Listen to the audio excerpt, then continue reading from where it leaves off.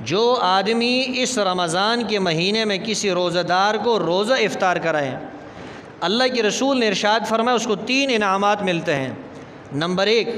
اس کے تمام گناہوں کو اللہ تعالیٰ مٹا دیتے ہیں، اس کے تمام گناہ اللہ تعالیٰ ختم کر دیتے ہیں۔ نمبر 2، اس آدمی کو دوزخ کی آگ سے چھٹکارا مل جاتا ہے، رہائی مل جاتی ہے۔ اور نمبر 3، اس کو اتنا ہی اجر ملتا ہے جتنا اجر روزہ دار کو روزہ رکھنے کی وجہ سے ملا ہے۔ کسی کے ذہن میں یہ سوال پیدا ہو سکتا ہے کہ جب اس آدمی کو جس نے روزہ افطار کرایا ہے اس کو اس روزہ دار کے روزے کے برابر ثواب ملتا ہے تو ہو سکتا ہے جس نے روزہ رکھا ہے اس کے اجر میں کمی ہوگی۔ حضور علیہ السلام نے فرمایا روزہ دار کے روزہ رکھنے کی وجہ سے اس کے اجر کے اندر کوئی کمی نہیں ہوگی، ذرے برابر بھی اس میں کمی نہیں ہوگی۔ جس نے روزہ رکھا ہے اس کے اجر میں کوئی کمی نہیں ہوئی، اور جس نے اس کو روزہ افطار کرایا اس کو 3 فائدے ملے، 3 انعامات۔ اس کے گناہ اللہ نے مٹا دیے، اس کو جہنم سے اللہ نے رہائی نصیب کر دی، چھٹکارا مل گیا، اور نمبر 3، اتنا ہی اجر اس افطار کرانے والے کو اللہ تعالیٰ کی طرف سے ملے گا جتنا اجر کس کو ملتا ہے؟ روزہ رکھنے والے کو ملتا ہے۔ اب صحابہ میں بھی ایسے تھے کہ جن کے پاس پیسے نہیں ہوتے تھے، غریب صحابہ بھی تھے، محنت مزدوری کرتے تھے، دن بھر جو ہے وہ محنت میں لگے رہتے تھے۔ تو صحابہ نے پوچھا اللہ کے رسول لیس کلنا یجد ما یفطر بہ الصائم، اللہ کے رسول ہم میں سے ہر ایک آدمی تو اتنا مالدار نہیں ہے کہ جو غریب آدمی کو یا روزہ دار کو روزہ افطار کرائے، تو کیا غریب اس ثواب سے محروم رہے گا؟ اللہ کے رسول نے فرمایا نہیں ہے،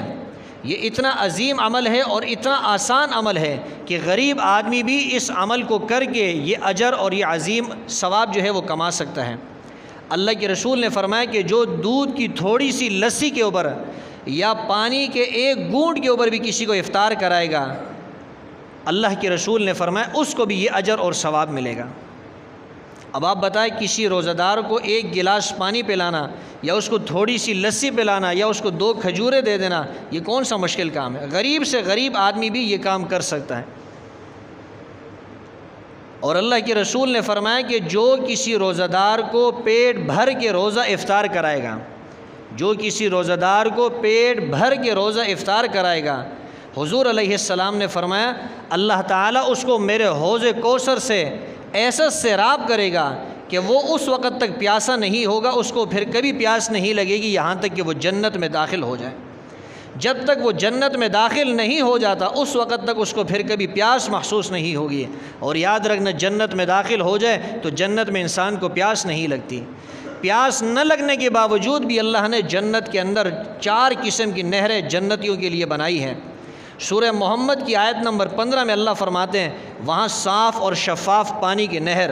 یہاں ہمیں صاف اور شفاف پانی ملتا نہیں، یا میٹھا نہیں ہوتا یا صاف اور شفاف نہیں ہوتا۔ جنت کا پانی صاف بھی ہوگا، شفاف بھی ہوگا، میٹھا بھی ہوگا۔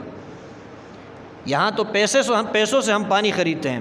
نمبر 2، وہاں پر دودھ کی نہریں ہوگی، یہاں دودھ آپ فریج کے اندر رکھ دیجئے، اگلے دن دودھ کو اٹھائیں، وہ دودھ خراب تو نہیں ہوگا، اس کا ذائقہ بدل چکا ہوگا۔ جنت کے اندر جو دودھ کی نہر سے دودھ انسان کو ملے گا، جنتیوں کو ملے گا، وہ دودھ ایسا ہوگا جو کبھی خراب نہیں ہوگا، اس کا ذائقہ تبدیل نہیں ہوگا۔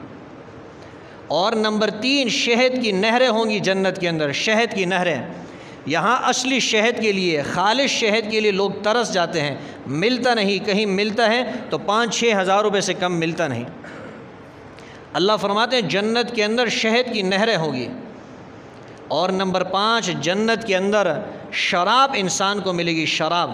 دنیا کے اندر اللہ نے شراب کو حرام کر دیا ہے، اس لیے کہ دنیا کی شراب پینے کے بعد انسان کی عقل جو ہے وہ ٹھکانے نہیں رہتی، وہ مست ہو جاتا ہے اور وہ بکنے لگتا ہے، بیہودہ قسم کی باتیں کرتا ہے۔ لیکن جنت کے اندر جو شراب ہوگی وہ حلال اس لیے ہوگی، وہ جنتیوں کو اعزاز کے طور پہ اس لیے ملے گی، اس کے اندر نشہ نہیں ہوگا، اس کی وجہ سے مستی انسان کے اندر پیدا نہیں ہوگی، بلکہ مزید اس کی وجہ سے نشاط پیدا انسان کے اندر ہوگی۔ تو جنت کے اندر 4 قسم کی نہریں ہیں، صاف پانی کی نہر، خالص دودھ کی نہر، خالص جو ہے شہد کی نہر، شراب کی نہر۔ یہ 4 قسم کی نہریں جو ہے اللہ تعالیٰ جنتیوں کو نصیب کریں گے۔